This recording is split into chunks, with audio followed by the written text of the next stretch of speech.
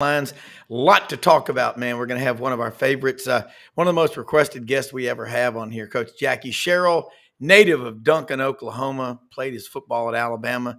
You know, he coached Washington State for a year, Pitt, Texas A&M, Mississippi State, came to Memphis. Now he's out in Wimberley, Texas.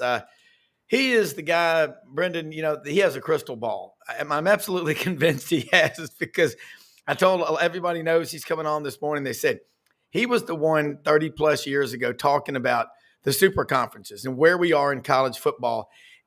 And he was right. And looking forward to getting his comments. Bo Carter, former SID at Mississippi State, will join us. A Southwest Conference, Big 12 office, now the National Football Foundation, the Baseball Writers of America. William Billy Ray Valentine Halliday, the intern, sophomore, 6'1", 187 from MUS, writer for the Auburn Plainsman. And what we're trying to do, and Brenden, he wants to be part of the intern program with you and your dad, Buddy. So we'll talk about that with him on here today. But a lot to talk about today. I want to thank all of our listeners, viewers, and sponsors. So we'll go ahead and get it started and get your pens and paper ready because you're going to want to take a lot of notes because Coach Jackie Sherrill has a good idea of where we're going in college football.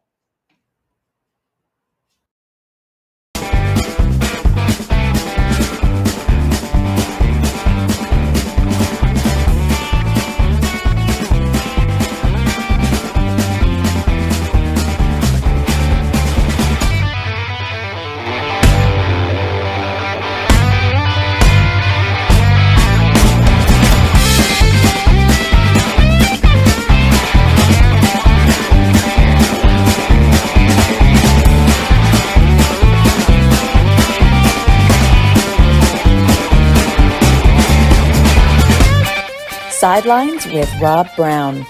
Talk sporty to me.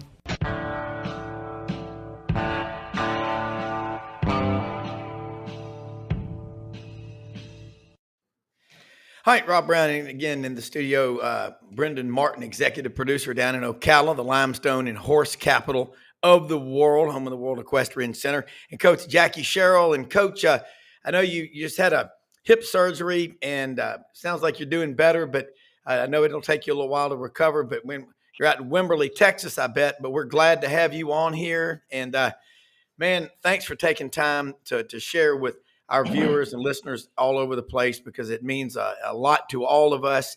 And let's get your thoughts, really right now, where we are in college football after coming out of the national championship. Jim Harbaugh's gone. And your thoughts about what he was being accused of, because every coach I've ever known says we do everything we can to win, but I want to get your thoughts on that and just college football. Well, first, I don't know a coach that's not paranoid of somebody getting inside information or, years ago, and there's some coaches still today won't let the press on the field after warm-ups, but years ago, that was kind of the norm. You wouldn't let any press other than warm-up come and take pictures and a video or whatever. It's changed a little bit, but I think that what happened in the Michigan case doesn't go on to the extent that it went on at Michigan, but, to the public, did it happen? I believe, and this is my opinion, the facts comes back to you, yes, it did happen. Now, with the years ago, the NCAA could have jumped in and made decisions very quickly, but they didn't, and they let it prolong. The NCAA has no power whatsoever when we're talking about anything to put guardrails on, especially in football. But years ago, I remember Oklahoma and Texas incident where they actually had teams, coaching staff took lie detector test to that they were not stealing signals or going to watch team. So it's been going on for a long, long time. Yeah, and Coach, one thing about it is when people talk about preparing and getting a game plan together. I mean, you were an assistant, of course, you played for Coach Bryan in Alabama, and you were an assistant coach, then a head coach.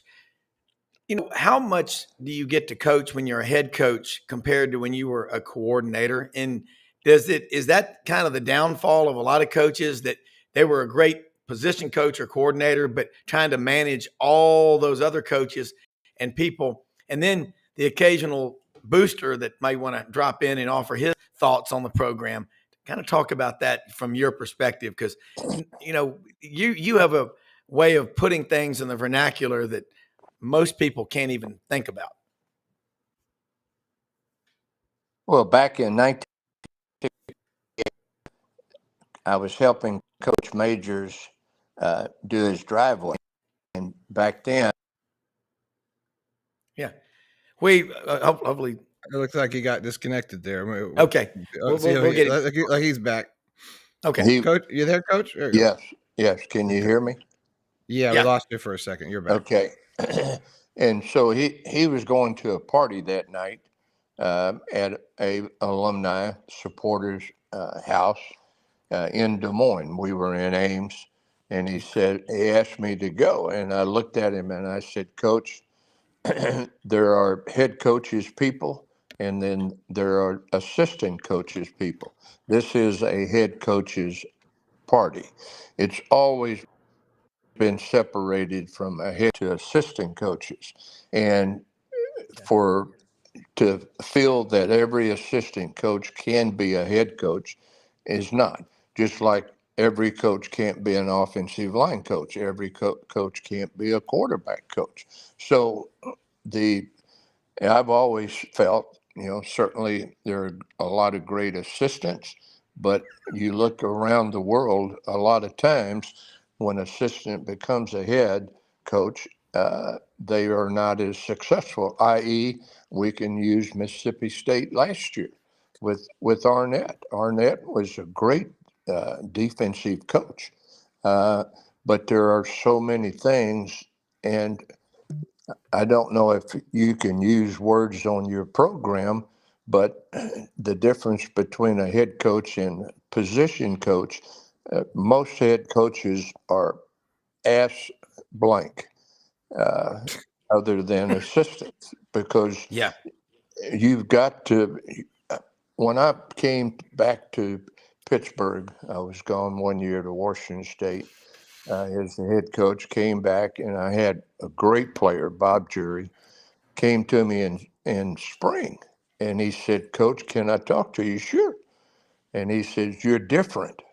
And I looked at him and started smiling, and I said, yeah, Bob.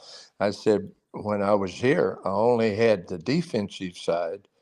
Today, I've got everybody. And he looked at me and he says, I understand, got up and walked off. So it is a difference. There are a lot of great head coaches through the history. You go back to Coach Bryant, Duffy Daugherty, Coach Roll. In today, the modern day, you look at Kirby, you look at Nick, there are a lot of really outstanding head coaches. But it comes down to, can you manage? Can you foresee? Now, here's the funniest story. When you go back and you talk about stealing signals, or you anticipate. We go play Syracuse, and I was the defensive coordinator at Pittsburgh, and this hit 1973 or 4, and I'm reading the student newspaper, and it talks about Bob Hurley becoming the quarterback and running the option. Well, we hadn't worked on the option at all. And so that night in the meeting, I changed the whole defensive scheme to stop the option. And Bobby Roper, which was a great player at Arkansas, and he was the defensive end coach, he said, "Can I talk to you?" I said, "Sure." So players left, coaches left, and Bobby looked at me and he said, "You're dumb." He said, "There's no way we can change our game plan Friday night before we play Saturday." So that night, I'm thinking about, well, Bobby may be correct. I may have done something that really is going to be deficit to us. So I'm thinking, the next morning I went in and took all the screws out of the blackboard. And, the big, back then we had whiteboards today, but I took the screws out. So when the players walked in, sat down, I turned around and kicked the blackboard and it just shattered. And I turned around to the players and I said, "We're ready, let's go." And they punted a record of, I think, 15 or 17 times, and we just put a knot on their head. So yes, you can change, and everybody during the game is trying to figure out what somebody else is doing. Same thing in basketball, same thing in baseball. Yeah. But you can cross the line. But going back and fitting into that where we are today, the NCAA, set on it. The one thing the NCAA is afraid of, and that's lawsuits. And just the other day, we have with Tennessee, which Tennessee hired the great attorney out of Arkansas by ours. They're going to sue the NCAA. Yeah, Tom, yeah. And so the NCAA has always, and I remember all the way back when we had first did the drug testing, and that was 1983 or 82 or 83. And I was the only coach in the meeting. We were in Vanderbilt in Nashville at Vanderbilt, and you had college presidents, you had other administrators, and so there was no question we did need a drug testing program, and for the safety of the players. And all of a sudden, they hand out the list of banned drugs that they were going to use, and it was Sudafed and Actifed was on the list, but there were no street drugs. And so I'm looking at this, and I said, "Wait a minute." I said, "Why aren't there any street drugs?" And the first word came out of the attorney, "Will be sued." I said, "So what?" I said, "We want to protect the players and save their lives. I don't see where Sudafed and Actifed is saving kids' lives." And anyway, that was when Oklahoma played in the Orange Bowl, and Bosworth wore the T-shirt that had the NCAA, which was the National Communist Athletic Association. And because of that publicity, the very next year, it was a ban on street drugs. But it takes the publicity, or back then, to make the NCAA to do anything. And that is like when the Final Four a few years ago, a great basketball player, was on the national, being interviewed nationally. And when he said, "I didn't have money to buy food," or "I don't have food," well, 2 days later, they passed where players can have any amount of food they want or need. Yeah. And so over the years, and again, this is my opinion, but I do know quite a few facts, that today there's no control, as we know. The NCAA is trying to have the university, pass the rules, but the university, because of the NIL and the transfer portal, the universities are waiting for somebody to organize. They will join. Right now, every university, every football coach wants guide rails. They want guidelines. Yeah. But the NCAA is setting on the rear end because, again, just like Tennessee is going to sue the NCAA. They hired Tom. And I would, if the NCAA has never beaten Tom in a lawsuit. So I would say Tom is the attorney to hire. Yeah. Well, Coach, you were breaking up there for a little bit. Can I ask you a question?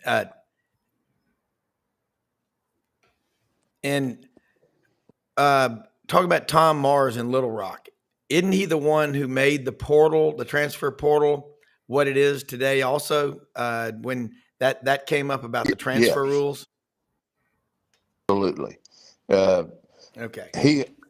Players would hire Tom, and Tom helped them, and the NCAA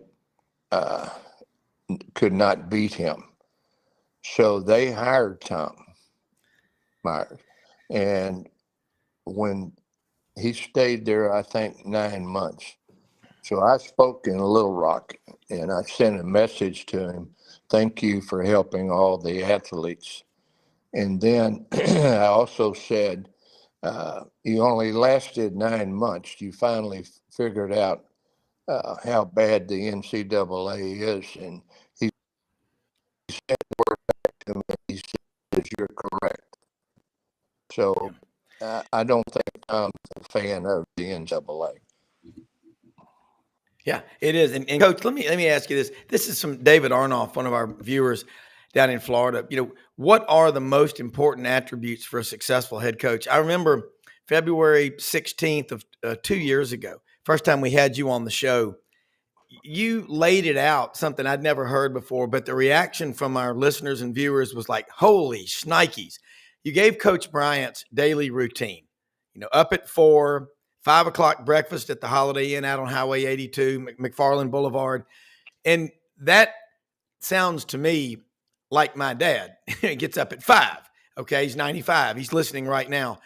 But talk about that and how you patterned your life as a coach, your daily routine, but also you mentored a hell of a lot of assistant coaches who went on, and you worked under some great head coaches. So that influence right there about, what does it take to be a great head coach? Because everyone's asking now, where's the next Nick Saban? Where's the next, Jackie Sherrill? Where's the next Pat Dye? Where's the next coach that's going to last that long going to come from? Well, today it's a lot harder simply because we have no governance of college football, which we're headed to that. But, college football is going to have a conference, meaning they're going to have we're going to the NFL model, East, West, and we'll have from that division,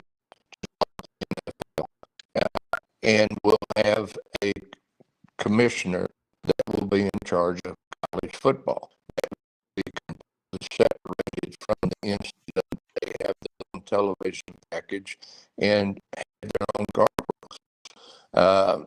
And coach and every president, every AD is, begging for even the fans. What drives college football that people don't understand is the fans. Because you buy the tickets, you support, you give money to the universities, and just now the NIL. So that drives television, drives back through the advertisers back to college football. To answer your question, what makes a good head coach, it's somebody that can see not only the coaches but the players and that is driven. And there's no question that Nick Saban is driven to a point. But if you read his schedule, every morning he had those Twinkies at the same time every day. I mean, we laugh about it, but I mean that's a side note. But he was in charge. He made the schedule. He had the coaches, the players, and the whole staff uh, follow his schedule. And the thing I appreciate about Nick is he is and was a player's coach. The players loved Nick Saban, but was he tough on the players? Yes, but he was a lot tougher on the coaches, and making sure that they take care of their players. And I would say Kirby Smart's the same. Everybody's different, but you're not going to win at that level unless you're able to do certain things. And those certain things is, you have to be driven. You have to have organization skills. You have to have skills to be able to talk to one player in a tone that he understands, but as well as talk to another player in a tone that he understands. I equate it back to, I've always said, if you're smarter than a fifth grader, you can't coach. Well, what I'm trying to say is the fifth grade, that teacher probably has the toughest job because those students are maturing in so many different ways, mentally, physically, emotionally. So whatever you say in that class, you have to fit all students. And that's where great coaches have the ability. And I would say Mac Browne, you can put Mac Browne, to be able to talk to the players and all of them hear the same thing. Coach, one of the things about talk about routine, I'm OCD, obsessive compulsive disorder, but it's easy because it's easy for me to do things that I love. I get up every morning. It's going to be a great day, 5 Alive, say my prayers, get rolling. It's easy to exercise. It's easy to work. This and my financial advisory, practice for 33 years. And I'm not saying I'm Nick Saban or you or Coach Bryant, but I that was a great point you said. He has the Twinkies at the same time or the Little Debbies or whatever. Talk about your routine because, you're a Hall of Fame coach. I mean, God bless you, won about 180 games. You were successful everywhere you went, and that you didn't just get lucky. That came from your parents, came from Coach Bryant. And you talk about Coach Bryant's routine. He never, in my opinion, being from Fordyce, Arkansas, Morrow Bottoms, he didn't grow up, with money and all that. But man, he knew how to relate to anybody. Talk about how important it is in recruiting for a coach. Is we always ask the coaches on here, what did you do if you went to a kid's house and you were there with the mom and the dad and the grandparents and they cooked you a meal and it wasn't good and you said you asked for seconds? Talk about that. Well, I think it's hard to fake a mom. The mom, That's right. if you're sitting in front of a mother, she knows where you're telling the truth or not. Yeah. I've always felt that I wanted to see the player before I recruit or committed him in front of his mother, because you can tell more of a player personality, character in front of a player's mother than you can watching him or having some high school coach or a coach talk about him. And the players that respected their mothers, I felt that regardless of what we're in, that they would be able to accept what I was trying to teach them.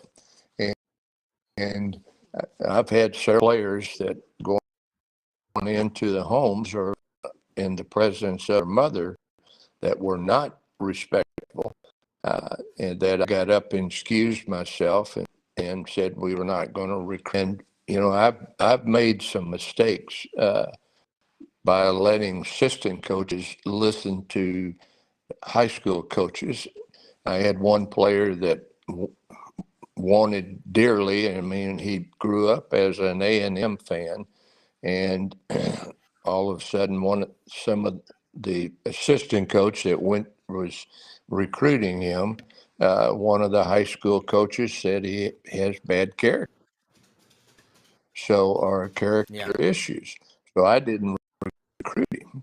So we get ready to play that team. He's a freshman, and his name's Jerry Ball, and he nose guard. And he was making every play from sideline to sideline. So I called the coach in, and I turned the film on, and I said, a player that plays 100% for 60 minutes, that goes from sideline to sideline, he doesn't have character issues, because that doesn't equate. And so there was a lot of judges that you used in recruiting, and one was watching the film and seeing how he played when the ball went away from him, or how he blocked when the ball went away from him, or if he was a receiver, how he played, the ball was directed somewhere else. So, there's a lot of you had in recruiting, but going back, as you're saying, the head coach, you have to, and the thing that coach separated Coach Bryant, and you can say Pat Dye, you can say right now Kirby Smart or Mac Browne. I mean, you can go on and on. They are giving their players more than X's and O's. They're teaching their players about life. And, you didn't have, or you didn't see the number of players from those programs that transferred every year.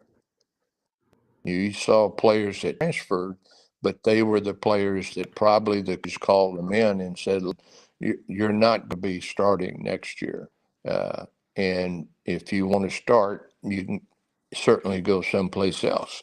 But you have today, the teams that are winning and the teams that will win are the teams that the head coach are given. And I can go back to Harbaugh.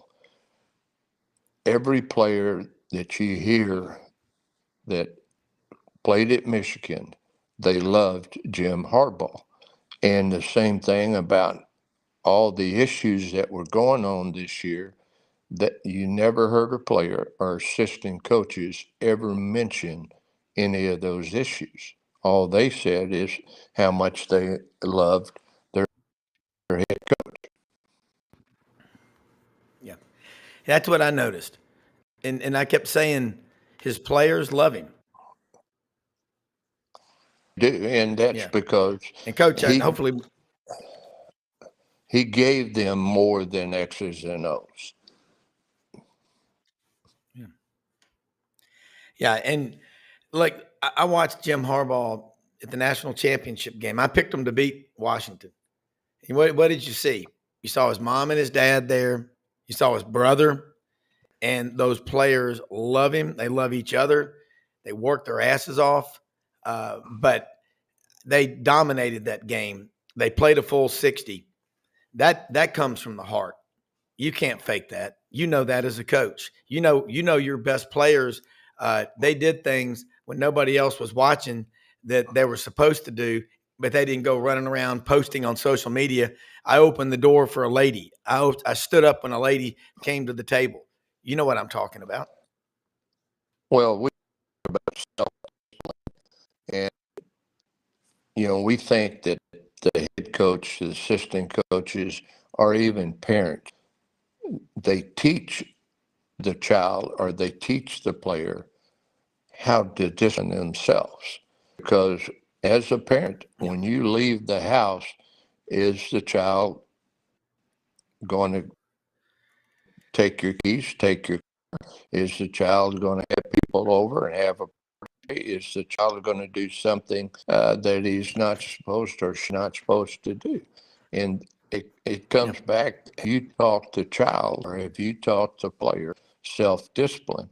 And I would like always relished of having a player that has come from hard environments that were not engulfed in those hard environments, that he was able to get himself out of those and make something out of himself.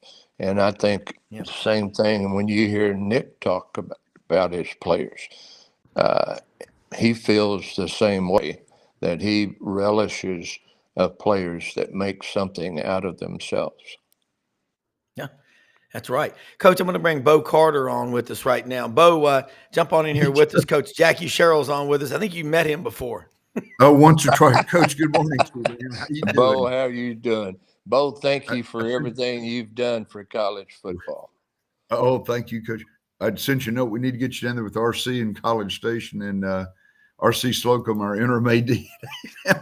you can give him some coaching advice while he's on the job there. Well, I said, being an AD is a lot easier than being a head coach. Hey, Coach, while we got you and Bo on, Casey Goodjohn, one of our listeners out in Claiborne County, Texas, 20-year Marine, great guy. Met him down in Orange Beach back in September, surf fishing. My wife and I, Audrey, did. Big Aggie. And he said, ask Coach what he thinks about Mike Elko. And, as Franz Beard always says on this show, only God and the Longhorns have more money than Texas A&M. Well, right now with the oil being priced what it is, I think they put out yesterday news-wise that Texas generated $39.7 billion in 23 from the oil industry. So there's a lot of people in Texas that are doing very, very well. So the NIL at Texas and Texas A&M is pretty large from those. But going back to your question, Texas, as we know, has a lot of money, but so does Texas A&M, and that comes back to the teams like Mississippi State, and I'll even throw Tennessee or Kentucky, in there, but certainly in the state of Texas, SMU, Baylor, TCU, they cannot compete with Texas or Texas A&M in the NIL. So you have an imbalance there. And so where we are going, as I've said before, and Bo, you may jump in here, we're going to an NFL system, meaning we're going to have east-west, I feel, or we could have north-south, but east-west divisions in there. There'll only be teams in there that will commit to do certain things, and that is to take care of the players from television money. All players, I feel, will be given the same amount. It will not keep them from going out and doing their own NIL, but the universities cannot have collectives. The universities cannot have groups doing what they're doing today.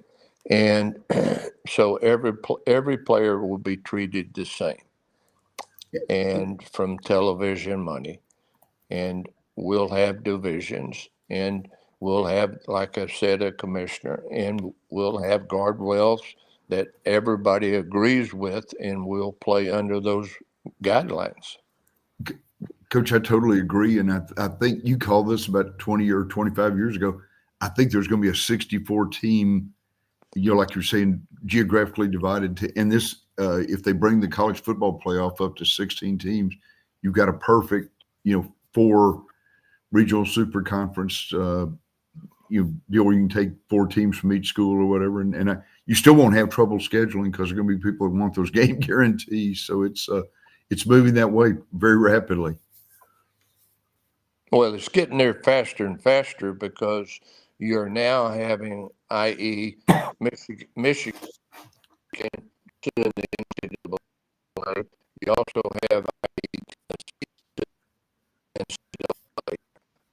They're not agreeing with what it's charging them with. Yeah, that's right. And Yeah, some Coach. people even mentioned it. Yeah. Yeah. No, well, Bo, like what you just said, and Coach, we just keep you a few more minutes. I know you've got stuff to do, but just, I mean, it's absolutely, it's like, talking when you're talking to someone with your experience and your background and the credibility that you have, it's priceless. And Bo, you just mentioned R.C. Slocum. He's taken over as interim AD at Coach. What and when Texas and Oklahoma come into the SEC, there's some big time uh, egos there, but there are everywhere. Ego's a good thing. If you don't believe in yourself, then nobody else will, and there's nothing wrong with that. But man, we all grew up. God, Barry Switzer, Darrell Royal, Frank Broyles, these kind of coaches, alpha males, you included. We got to have that. And Brendan Martin and different people will say this. The South is going to save this country, and it's going to save college football, and also the fans. I would love to do a 30 for 30 or documentary on every school in the SEC tailgating, just the tailgating experience. Kind of give us a little color because the Big 12 really well. You live out in Wimberley, Texas. What's it going to be like? People are going, oh, they're not really from the South. I'm like, man, Oklahoma is as red as every county in the state is red. So, and I've spent some time in Oklahoma. You were born in Duncan, Oklahoma, I think, but I see it. It's going to fit. It is about as good a fit. You couldn't draw it up any better if you had a bunch of architects from Mississippi State. Well, you're correct there. But a side note, I grew up when Oklahoma was in their 48-game winning streak. And Wow. that's where I was going to go if I could go. And I had the opportunity, but one person made me change my mind, and that was Coach Browne. So, but I'm glad I played for Coach. But Yeah. Bo, you're involved right now.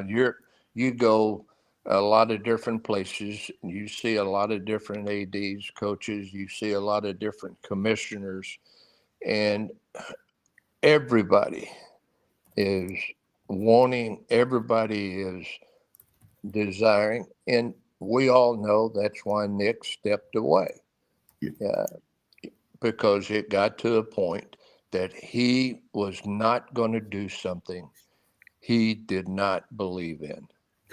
That's my opinion. Coach, you're exactly right too. And it wasn't just the NIL and the transfer portal, but it was just the state of college athletics. You hit it right on the head. They've got to have some sort of a commissioner or a great national overseer for college football, because it's since the even before that 1983 lawsuit with Georgia and Oklahoma, it's been an entity into itself, and the NCAA just hasn't known how to rein. And we both seen it too. Selective enforcement. You just mentioned a while ago too. They're very careful as to who they penalize. They nailed Florida State really hard, which for a couple of minor things. And I think one of Coach Harbaugh's deals was buying a recruit a hamburger outside the allotted recruiting budget or whatever too. So it's just, man, it's too much nitpicking and not enough common sense. Well, they've always been that way. Again, when we first started, Bo, what I said, the NCAA has always been afraid of a lawsuit. Yes, yes. And it goes back to what I said when the drug testing came on site. I was the only coach on the committee, and that was brought up. We can't put street drugs in there because of the lawsuits. So that goes back to 1983, but we can go all the way back further than that the NCAA, in my opinion, has always been afraid of lawsuits. Yeah. Coach, and I talked to your cousin, Bo, Jack Carter, yesterday. Jack Turner. Jack Turner, my attorney. And Coach, Jack is smart of an attorney. He's a Millsaps grad, but Alabama Law School grad. And you may know Jack Turner from the Memphis Touchdown Club and his dad, John, and they're huge Alabama fans. But we talked about the NCAA yesterday. I said, he goes, no, they do not have subpoena power, but they also they're governed by antitrust laws. And we're not just talking to a football coach. You may have been a lawyer and not known it, but you addressed the Aggie Law School last year. I remember you did.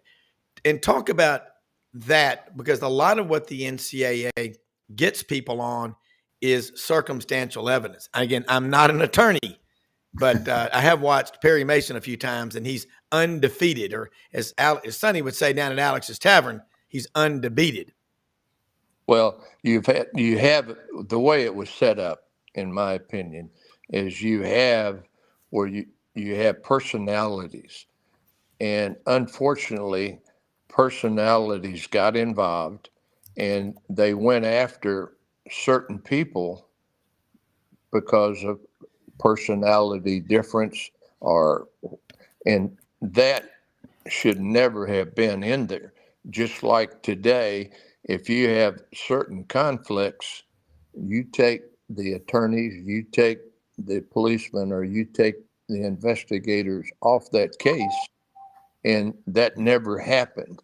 And I can go on a lot of things firsthand where there were personality differences between me and people that were in the NCAA. And because I've said things that I probably shouldn't have said, but I said things that were correct. Yes. And whether I hurt their feelings or not, or put them in a, there, I won't say this, but I confronted, in a couple of cases, the investigator in front of the committee. And the committee looked at the investigator and was very stern and asked them questions that they could not answer or didn't want to answer. It's something. No, Coach. Sorry about that. Coach, did we lose you? No, I'm still with you. No, he's there too. Coach, you're exactly right. Bo has more firsthand because he's been involved in a lot of institutions through a lot of conferences.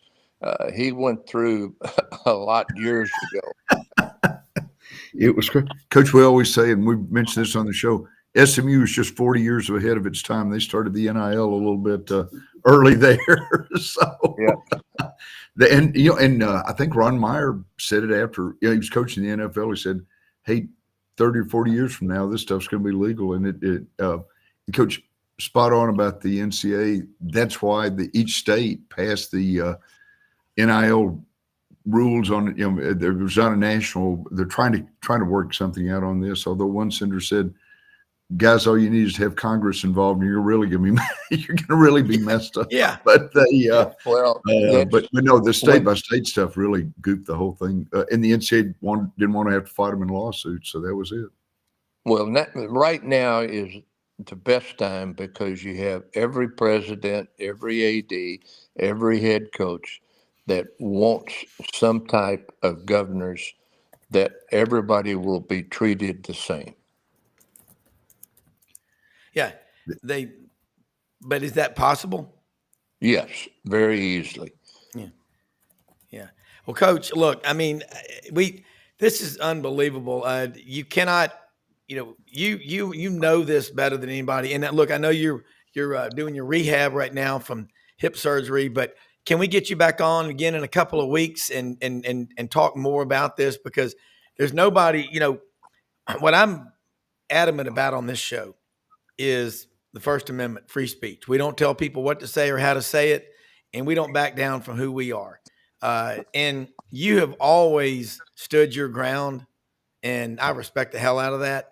And again, I don't care who the people are fans of. They all love it when you come on because you speak the truth, and we appreciate that. And I hope you're around for a long, long time. And with this new hip now, are you going to be doing some running or more hiking or walking, or what are your plans? Well, my wife wants me to walk in the woods with her. We have a place in Darby, Montana, and next it backs up to the national forest.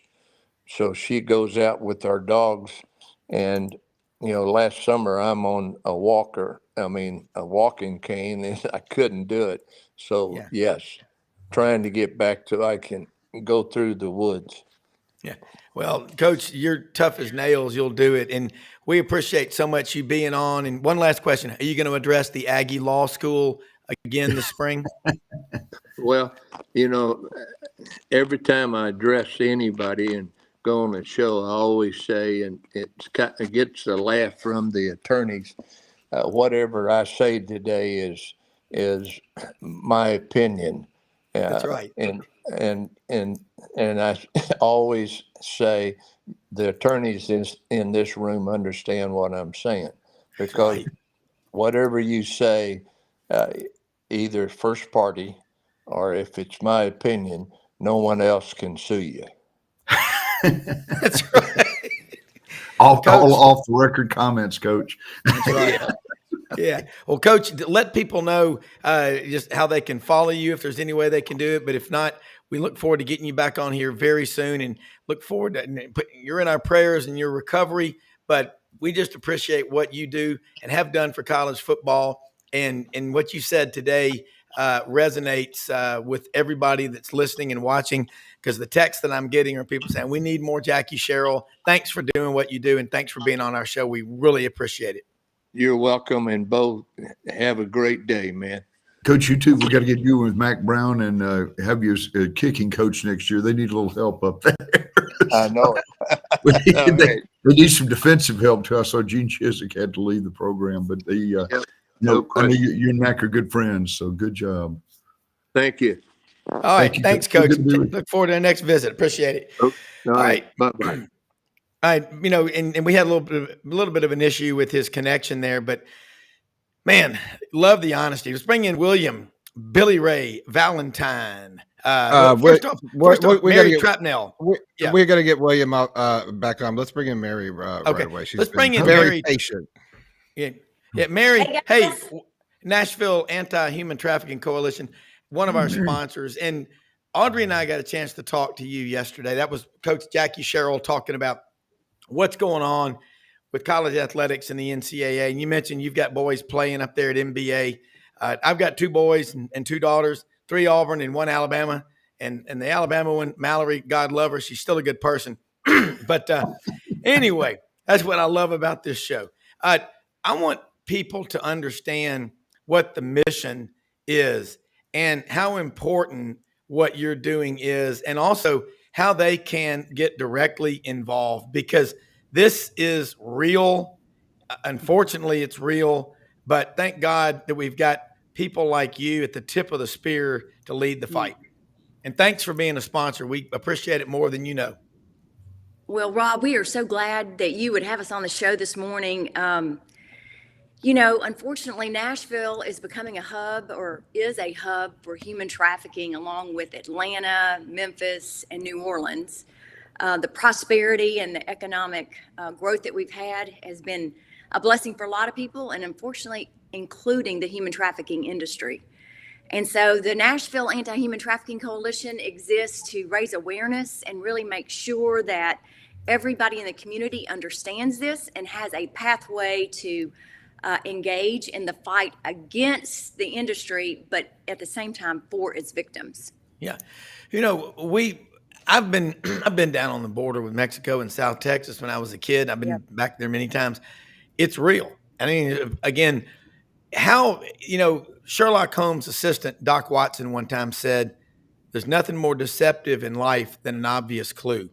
Well, I always like to say the population of Texas is 30 million that we know of. But when you are seeing people in these mass caravans coming up here, that's not by accident, is it? I don't think it is. Absolutely not. We get asked all the time, do you really think human trafficking is happening at the border? And if it's happening in my backyard in Nashville, Tennessee, I guarantee you that those vulnerable families that are coming over here who have bought into the American dream and life's going to be great, traffickers are right there snatching all. They are making their way to the south. They're sending those children across. Yeah. So they're really that is what is happening. So what we lost you there for a second, but what, like in Nashville, I know that's got the largest Kurdish community population, maybe in America, close to 20,000 Kurds. And I don't think people just pick up and leave where they are 10,000 miles away because things are so good back home. Is that a lot of it? Is that we've seen the movie Taken with Liam Neeson. It's real. I've traveled all over Europe, and that's a problem. It is absolutely culturally. You see a lot of snatching and grabbing. You see vulnerable that will be traffickers. The unfortunate part is that typically not a snatch and grab. Is it someone of a young person and grooming process, and girl or boy, if they trust completely that who has broken them down, like you would see maybe and make them utterly dependent on you, children and the women who are involved on their own. They dependent on that trafficker who won. So we're seeing a rising girls in affluent communities are vulnerable because of a broken family, maybe an addiction story, childhood sexual abuse, vulnerable to these messages. I don't know, like where you can say and you I mean, get your tuition. Well, I mean, and you're breaking up a little bit. I don't know. Today we're just having a little few issues with connections. I'm not sure what's going on out there, but your message, I'll close out with this. Your message for what you're doing and how people can reach out directly to you and get involved, because this is a fight that has to be won by our side. Absolutely. We're calling all to take a stand with us. It's fun. And these educate to recognize doing to middle and high school students. Had a wonderful presentation day to the parents, and then the next day school boys. So we'll be able to move into all of the height and do presentation, relatable, cutting edge, and we want to make sure we're connected to the kids. And presentations, you can open doors for us. There's a school community that you'd like to see get a. We also would love to have leaders 30-second spot that join our Governor Lee, Rich, and other celebrities, HT and R.A. Dickey, great guy, and is doing anyway. We would love to have your be a part of this message. Hey, we're going to do it. Mary, I want to get you back on here soon. I apologize. I don't know what's going on with the connection, but Nashville Anti-Human Trafficking is one of our sponsors. You're going to hear a lot more about what you do. We'll bring you back on next week. because I think it's so important that people know who the faces are and the people are behind these sponsors. We've seen R.A. Dickey, and that's the one that a lot of people said he went to NBA. Well, and he's a warrior. He's a patriot, and so are you, and so are Mary, and a lot of people that we're learning about this. But you know what? Anything worth having, we're believing in, is worth fighting for. So glad to have y'all part of our team, and we're bringing you back on soon. Okay. Appreciate it. All right, thank you so much. And Brenden, man, I don't know. We got the internet demons out here today that are trying to wipe us out, but we'll bring Mary back on here again soon. And Bo Carter, William, Billy Ray Valentine, Halliday, the intern.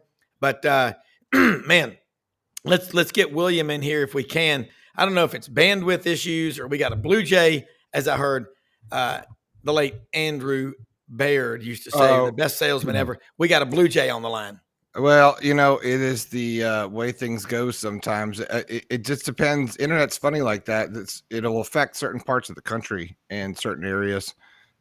So sometimes whatever they're dialed into on that node in that particular part of the country, sometimes a section of it. So you just never know. It's broadcasting, it typically is done with satellites and everything else. The internet's still an imperfect system, unfortunately. But I had baling wire and chewing gum out there, wrapping it up, trying to boost everything out. So we'll get Mary back on. Hey, remember, and William call back in. Yeah, well, I grew up in the era of TV news when I always joke about this.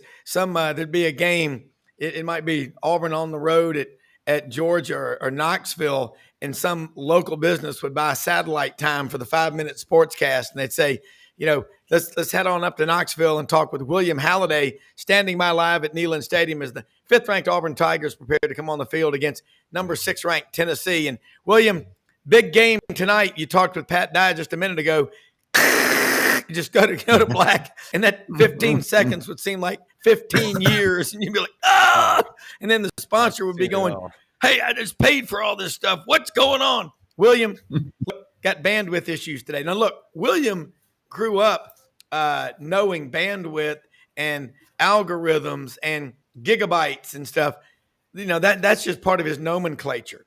William, the intern program, Buddy Martin said, we don't accept applications like the Marine Corps. We only accept commitments. And you want to be part of the intern program? Brenden, this kid, as Shep Proudfoot said in the movie Fargo, I'll vouch for him. He needs to be part of your intern program. Listen, we could bring him to the intern program, but it's he's going to be dealing with the writers. You know me, I don't do much of that writing stuff. So you get on a good day, Buddy and I don't throw food at each other. So you're going to go through a pretty tough, rigorous program. No, just kidding with you. He's I keep trying to get Buddy to do a master class. You see that online, master class, like how to be a sports writer. Because I think that would be such a fascinating thing. I think it's one thing to learn how to write, right? It's one thing to learn how to be a news reporter or whatever, but writing for sports is a whole different animal. I think we'd all agree. And learning to become a very good sports writer is difficult. So I keep trying to get him to do one on how to write a book, because he's got a fascinating way on how to write a book, and then how to be a sports writer. So we'll get you in here, William. And sorry I didn't call you back yesterday, but we were chasing some news around here up in Gainesville yesterday with the NIL director. Second one that they've had now has been I guess asked to leave, more or less. We get more information today. So as they're under NCAA investigation, it's getting pretty interesting out there with all this stuff. So sorry about that, William. You can talk now. I think we've talked over you enough. Yeah, William, I appreciate your patience. Bandwidth issues, it was just a squeeze. So jump on board. And another 4.0 last semester, I assume? Well, you're muted. You're muted now. Muted. Now you're muted. Turn your mic on. Intern, turn your mic on, William. Let's go. I don't know what you said. We got you on. Listen now, intern. We're going to go get Dr. Tukivakula. You must have been. Well, We're going to Call go us get back. Dr. Call Tukivakula, us our back. lip reading Call us specialist. back. Oh, Call us back. You know what? He's in Knoxville. So, yeah, he's okay. got to come back. Yeah, he's in. I wonder if the internet issues are happening over there in the Tennessee area. But by God, they ain't happening in the great state of Texas. Not Texas, Florida. Like Tennessee's having all sorts of problems these days. So Man, I'm in Arkansas today. I'm at the farm today. Yeah. I don't know what's going on. I don't know. Everyone that comes in from Tennessee is not coming through. Yeah, So. I'm going to tell you, Mary Trapnell, we will definitely get her back on again next week. And she is a warrior. And, you know, I got to tell you, Bo, you are just you got that cool factor because you know Buddy Martin and Brenden and these riders. I'm serious. We need, you know what's not been done on SEC Network is a documentary on the great sports riders, the Sky Riders Tour. No. Because, you know, and I'm not saying this to placate you or Brenden, but man, the great sports writers are why there's so much embedded tradition. And, you know, we've been reading these great writers. And William, the importance of what you do as a writer, you know, Herodotus in 488 BC, a Greek, was the one who came up with history, telling the stories. Do you know how much power is entrusted in you as a writer? Where are you right now? At the Buc-ee's over there in Crossville, Tennessee? Where are you? I'm at my apartment. Also, can y'all hear me now? Yeah, we can hear you. Okay. Tommy, Brenden, can you hear me? Yes, sir. I had you muted my mic for a second. I muted your mic earlier, but then I unmuted you, and it didn't. Okay, it said that you had muted my mic still up at the screen, and it said, "Listen, I you don't want know." to be my intern? You take the hit, okay? That's it. Okay. Rule number 1, okay? Right. I'm always right, Buddy's always wrong, and you take the hit, okay? You really want to be in this intern program, pal? We'll get you all dialed in.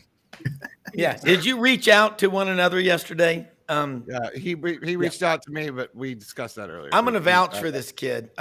Student athlete, went to MUS, which, you know, other than Christian Brothers High School, my school is a great school. And the honor code. There are no locks on the lockers, but also the academic rigors and the pressure. And William grew up, Brenden, a Vol fan since birth. His father, his grandfather. I mean, when Bubba got a cut one time in 3rd grade, the blood came out as Big Orange. All right, William, we need to hear what's going on with you, the 19, 20-year-olds. We got listeners from your age to my 95-year-old dad, and Methuselah, I think, listens as well, who's about 876. But let's talk about what's trending, all this social media, and your podcast. Yeah, I mean, right now, Auburn basketball, that's what's trending right now. We just came back to our home court, had a week where we were on some away games, lost 2 games back-to-back, and we got a bounce-back win against Vandy. That was huge, I think, just for the Auburn team's confidence, especially going to play at Ole Miss this weekend. So that's what we'll be talking about. I'll be previewing that game. Writing a preview up on auburnsplainsman.com. But that's the news this week for Auburn and just right now. And then also Auburn women's basketball. I was planning on going to the game last night, played number 1 South Carolina, unfortunately lost by 20. But, you know, I mean, what are you going to do against the number 1 team right now? So fight your ass off. Yeah. That's all you can do. Win. Hey, yeah. Bo, okay, you've had a chance to read a number of Williams' articles, the auburnplainsman.com, and you look at writers and critique them from around the country. You know, you got to be a truth broker. You know what the litmus test is? Does this dress make me look fat? Yes. No. You're huge. You need to drop about 70. I always watch that show, My 600-Pound Life. Well, Brenden, if you ever watch that show, My 600-Pound Life, you just wonder at what point does someone close to you, a relative, a spouse, a sibling, and say, you know, Bo, you've put on another 200 pounds. Have you noticed? No, I don't notice. But My mom would just tell you when you walked in the room. She'd be like, Yeah, "Look like so you put on a couple extra pounds, huh, son?" That's right. my mother is 89, dad's 95. They have no filter. They have no filter. And Bo, what have you seen in Williams' writing that makes you think he's the next Tony Barnhart or Grantland Rice or Jesse Outler Hey, or Buddy he tells, Martin? yeah, he tells the truth. And Rob, you've emphasized to him 3 to 5 sources. And I wish he had. I think William was playing defense the other night. Vanderbilt started the game 3 out of 22 from the field. So, and a lot Brenden, you probably heard about this. I think the Vanderbilt Nation is getting a petition together about maybe helping him move back to North Carolina or something. But anyway, William, that was a great bounce back win for Auburn. And getting to your point, Rob, too, about Williams writing. William, your stuff is good. You've got quotes in there. You don't overquote, which is being an old college journalism teacher and advisor. You see somewhere there's a 20-paragraph story with 16 paragraphs of quotes. So it's there's a great blend in your stuff. And always enjoy the Plainsman newspaper is one of the best newspapers in the country. I think read somewhere, I think last year they won 36 regional and national awards. So I think that's you're with a good group of people, and they converse with each other, and it's conversation, communication are the keys. William, and I think Brenden and Bo would agree with me when I say this, with all due respect. The standard for a college newspaper has and always will be the Daily Faberian from Faber College and Animal House. Wouldn't you say that that's the standard, Bo, for a college newspaper? You remember the Daily Faberian? Yes, I do. Yeah, you do. You do have to set a high standard or whatever too, and it's amazing too. Rob and Brenden and William, some of the school, Texas State University, I think has like 2,000 journalism students, various sports journalism, investigative, et cetera. And you're competing with schools like that, Northwestern, Medill, Ken Cap's alma mater for the Masters. Indiana, of course, Missouri, one of the bell cows, but Auburn's right up there with them. And William, you're in a great position there, and you're getting a lot of responsibility as a sophomore. So, congratulations, William. Have you ever met David Housel, the editor emeritus of the Auburn Plainsman? And if you have, okay, that's the man. I mean, he can rip you a new one and bring you to tears. Okay. But he does it because he cares. That's the standard. The late Buddy Davidson, the standard. I'll tell you, the woman who was the glue that held the Auburn Sports Information Department together for years she's a legend. There ought to be a statue for her for what that woman, when I met her senior in high school for the first time in person, she goes, "You're Rob Browne from Memphis." I said, "Yes." She goes, You're Rob Browne." Yes. She goes, she pulled out a giant Ziploc bag of letters that I've been writing since I was old enough to write, wanting chin straps, autographs, jerseys, anything. Just remember what your role is. You're reaching out to that 6-year-old kid who maybe doesn't have the money to go to the game, but he's watching on TV or listening on radio, and he's reading the newspaper, or he's going or his grand to a game. How big a deal it is. Do you know what kind of responsibility is entrusted? Bo, that's an incredible stat. And Brenden, did you hear that? 2,000 journalism majors at Texas State University. People think sports writing, newspapers are gone. No, they're not. It's just changing. Zebras don't change their stripes. They just change their watering holes. That's how it's working. William, now you've got to know writing. You've got to know electronic media. You've got to know video. You've got to know it all. Basically, you've got to be kind of the journalistic equivalent of a SEAL. You got to be able to do everything. How comfortable are you doing your podcast covering the big picture of college athletics? Is it fun now, or is it still work? Oh, it's fun for sure. It's definitely I was talking to my co-host just last week because he does all the editing and stuff for us, and I think it can be a bit frustrating sometimes when you want to get it out at a certain time, but we're still college students and we're really busy. So, I mean, just when we do have the time, it'll be probably a bit more, not as just antagonizing in terms of just kind of getting it out when we want to and maybe doing more in the future. But I've gotten more comfortable with being a host of our podcast and just like going through the different newsworthy like things to talk about, subjects. And it's definitely like I've gotten into a groove of it, and I like talking basketball and all the things I want to talk about. We get our triple threat segment, get to talk about different sports, things that we're interested in.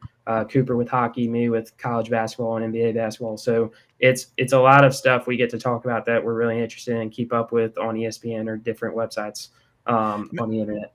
Yeah, Mary Trapnell, who was on a minute ago from Nashville Anti-Human Trafficking Coalition, one of our sponsors, said yesterday when Audrey and I were talking to her, Nashville Predators hockey team, they have like 3 philanthropic organizations that they really are into, and NAHT is one of them. So hockey might be. Brenden, you ever go to a Colorado Avalanche game? Have I ever Hockey. been? Yeah. I literally was on the home crew for 6 years. Okay. I did I was being 82 silly. games. 82 games this season. Yeah. I was I've been being to a silly. few of those. But hockey, isn't hockey an incredible sport to attend in person? Yeah, it's much better in person than it is on the TV now, and they've tried to fix that with all sorts of flashy graphics and stuff. It never worked out. The laser or the puckman that's going too fast. Make the puck glow. The problem that it has is that you can't get a camera in the corners. Now they'll put a camera on the glass. We put effects mics on the rims, but it's hard to see that battle in the corners. And so, well, not the corners, but that's obviously a bend, but we call it in the corners. So we get a handheld guy down there to try to capture some of that, but he's got to shoot through the glass, right? That's always the issue. And so that's the hard part about telling the story. Now they've come a long way with it, with, cameras on, goalie cams and all that stuff.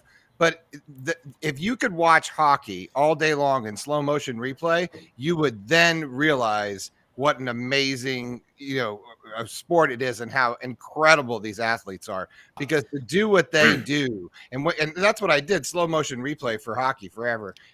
When you slow it down to about half speed, and you've got the high end equipment that can really, there's no stuttering or whatever, the gracefulness that these guys have on skates and what they do with a small, tiny puck and a stick, it's unbelievable. And people think that they're just hitting as hard as they can to the net. They're picking spots in like milliseconds to like bank off a post or off a glove or whatever. It's not like soccer players are with their feet.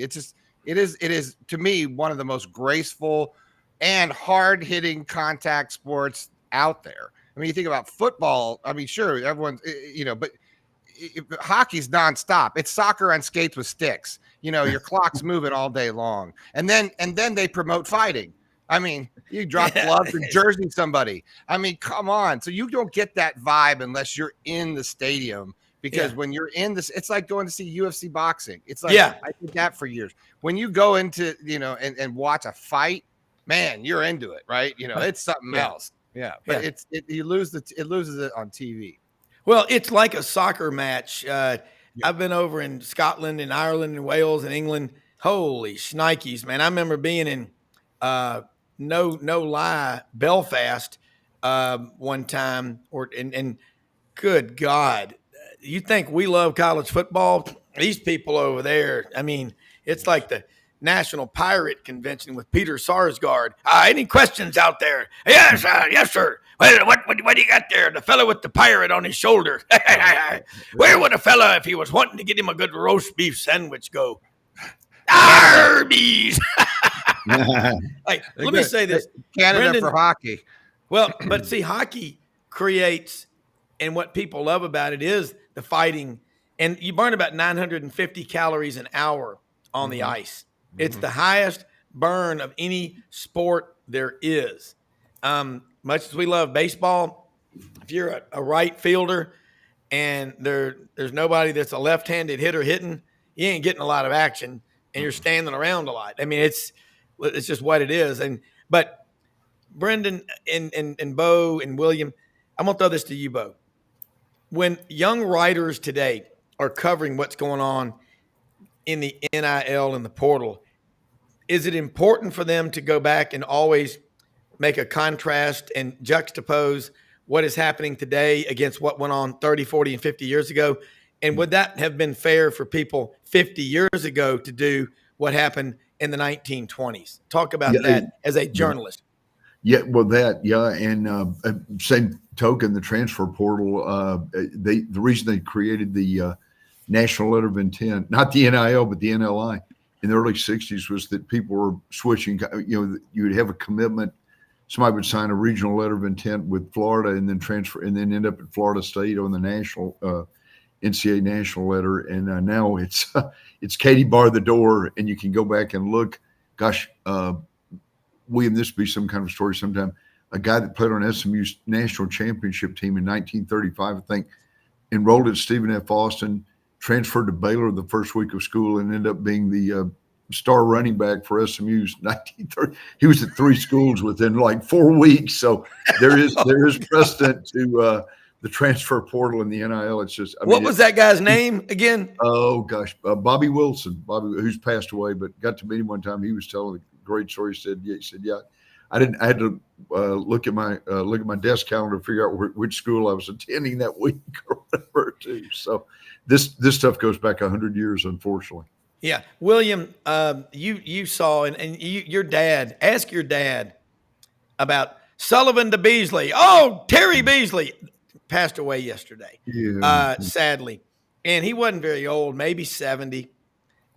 That's my childhood heroes: Pat Sullivan, John Carroll High School in Birmingham, Irish Catholic. You can't beat him. Terry Beasley from Robert E. Lee High School in Montgomery. Sullivan to Beasley. They were as good a pair as Joe Montana, Jerry Rice, that type of deal in a different era. And I would do a story, if you can, about Terry Beasley. And if you want a great source, Shug Jordan's son, Ralph Jordan Jr., you need to talk about what those two did for college football at Auburn, the SEC, and around the country. That's him on the left, Huck Finn. They're just the All-American duo. And both of those numbers, William, have been retired at Auburn. And Doug Dean, who's a huge part of our show in Birmingham, he'll be on tomorrow. We were both talking about those were our childhood heroes. And Coach Jordan would suspend them or the third team guy if they broke the rules. But if you want to go listen to a great speech about how to handle yourself in public, listen to Pat's acceptance speech for the 1971 Heisman Trophy. It's not just me, it's an entire team. That's a cool story, William, that I think you ought to do about Terry Beasley. He still holds tons of records. He's maybe the 3rd or 4th all-time in the SEC with 29 touchdowns. And that's back when freshmen couldn't play. He only played 3 years. Terry Beasley, that's a cool story for you to do. Sullivan to Beasley. And on the Alabama side, you got guys like Johnny Musso, who's still living. His nephew, John Musso from Mountain Brook, was a Sigma Nu with me at Auburn. Those are some cool stories, William. But before we go, we got a few minutes left, just a couple of minutes left. What are some stories that you want to write that you're getting pushback from? And Bo, tell him what he ought to do if he gets pushback. Write him anyway? No, I'm kidding. Yeah. You're going to get criticized no matter what you do. So just keep on plugging. Make sure you got your sources in line. You always do. I'm sure you always do. And keep the. I won't use the translation, but there's a Latin term, non corroborandi over. I can't think of the last Latin word, but. Don't let the crazy people overcome you. So there's an actual little translation, but I don't want to say it on the air. There may be children listening or whatever too, but just don't let the nuts bother you. You know how that goes. Don't sweat the small stuff. Illegitimate non-corroborandum is Whoa, Brenden put that one before. Wait, translate. Now, look, smart. someone just asked on the show, is nomenclature north of Selma? Yeah. Come on. Another person just said, is juxtapose south of Mobile? We're using some fancy words. Take two on that one, Brenden.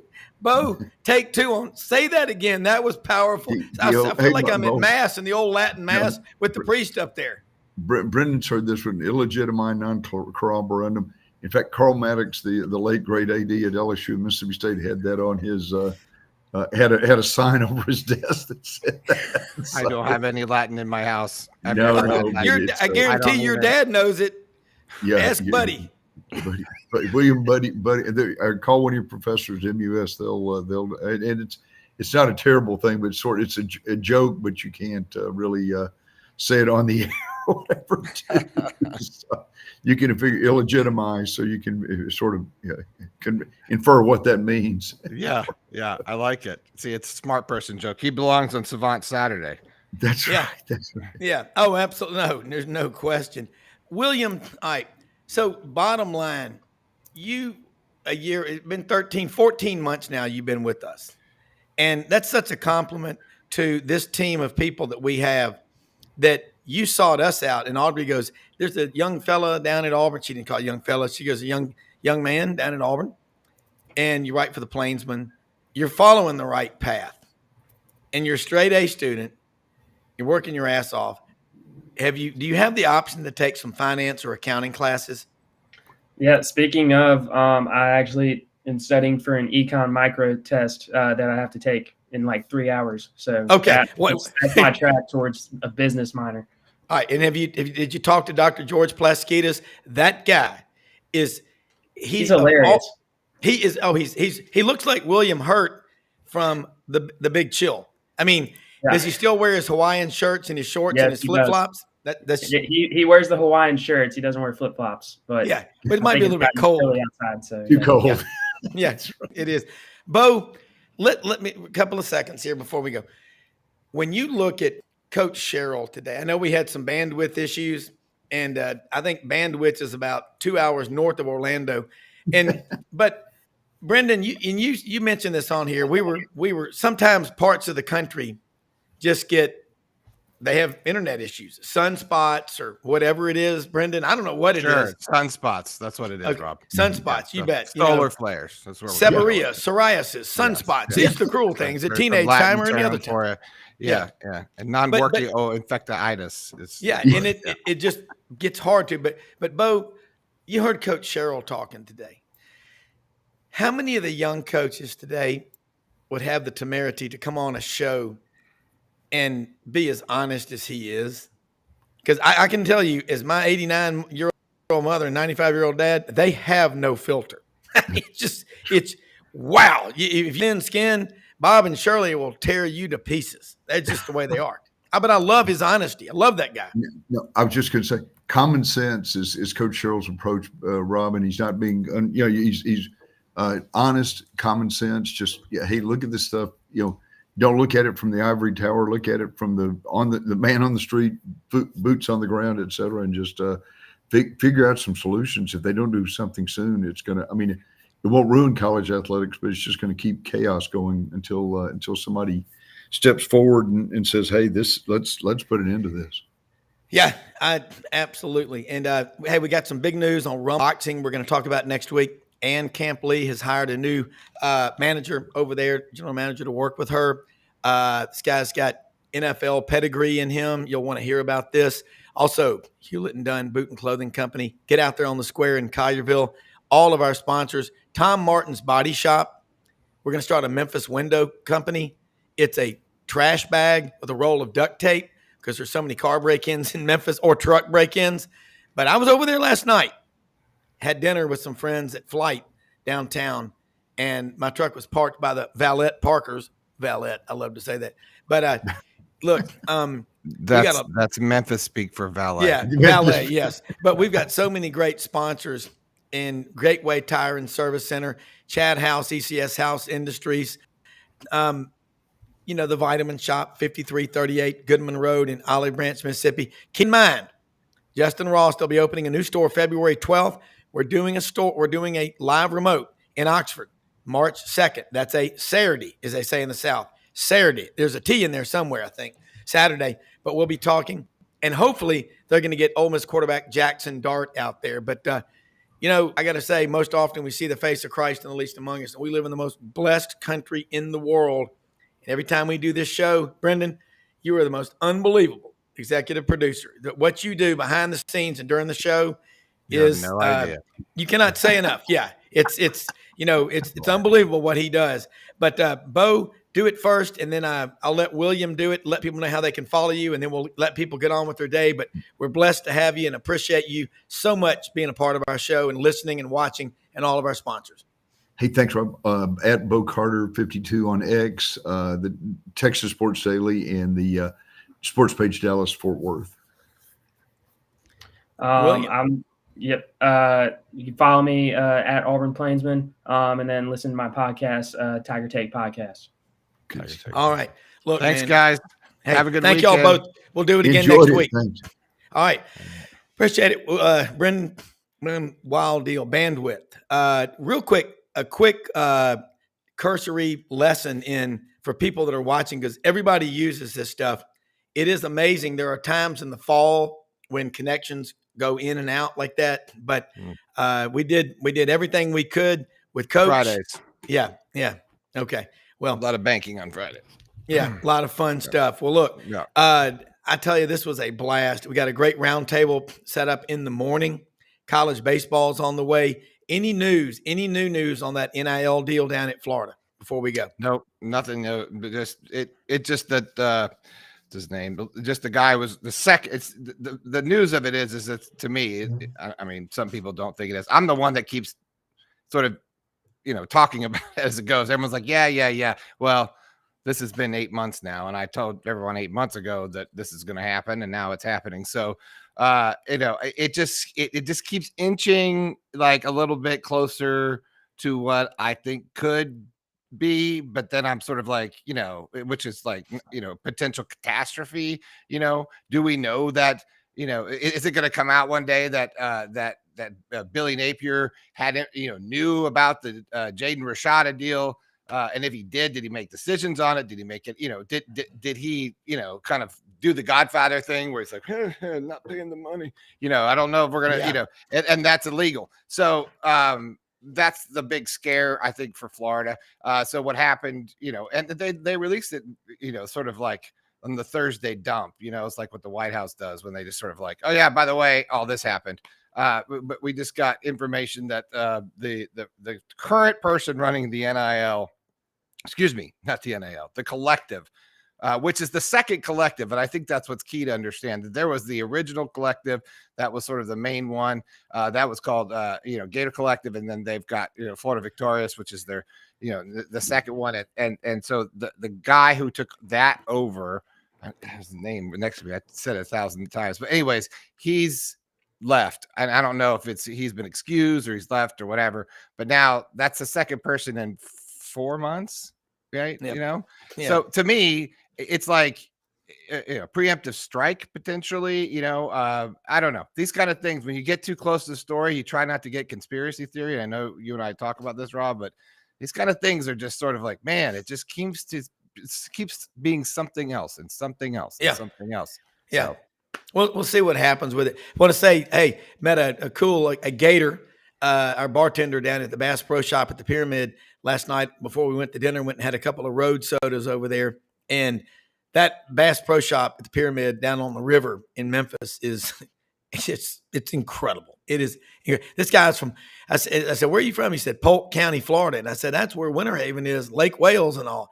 Well, it's a Gator, he said, until Urban Meyer left. Yeah. He was so disappointed. But he's a 49ers fan. He's still a Gator. You can't get that out of him. I don't know how you just become a Gator. Yeah. The Gators. And then you're Tigers, like, I'm a Niners fan. He's like, yeah, I was a Gator. Well, you're a Broncos fan. Championship. Yeah, but I'm still a Broncos fan. Yeah, that's what I'm saying. You're a Broncos fan. They're not in the Super Bowl. Yeah. Well, that cool deal in your dad's studio, Drive to Destiny. Yeah. 2 years in a row, 98, 99, 97, 98.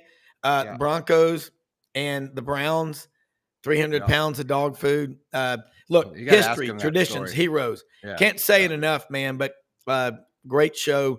A lot of fun. We're going to have a lot of fun tomorrow on the show. And Brenden have special Saturday for us, less intellectual folks. Come on, Shoney. Shoney's a smart guy. He critiques every show. And thank you. Showdown in beautiful Oxford Saturday night.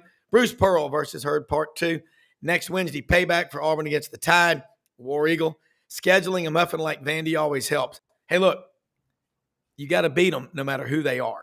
Okay. But Brenden, thank you so much. Incredible job. We'll be back on in the morning, and hopefully your dad can join us, offer some wisdom and the show for destiny. I love that. But we'll be back on in the morning. Thanks to all of our sponsors and listeners. We'll see you then.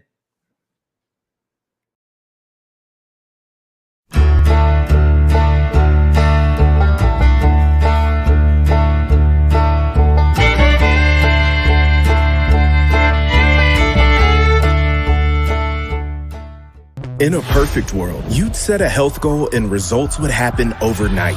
In this world, the real world, it takes time, dedication, and the right support to achieve your best self. The Vitamin Shop's health enthusiasts are here to make sure you're not wasting a single moment on the wrong supplements. From the highest quality sports nutrition and superfoods to the most sought after trends, you'll find a huge variety of science-backed solutions for every goal. And the people to help guide you along the path to greatness. Unbelievably, every 2 minutes in our communities, a child is either bought or sold for sex. I am Ari Dickey, board member for the Nashville Anti-Human Trafficking Coalition. Join me and millions of others in our fight against human trafficking and for its victims by helping to educate the most vulnerable among us, our middle and high school students. Go to nhtcoalition.org, become a partner, and help keep our families safe, because none of God's children are for sale.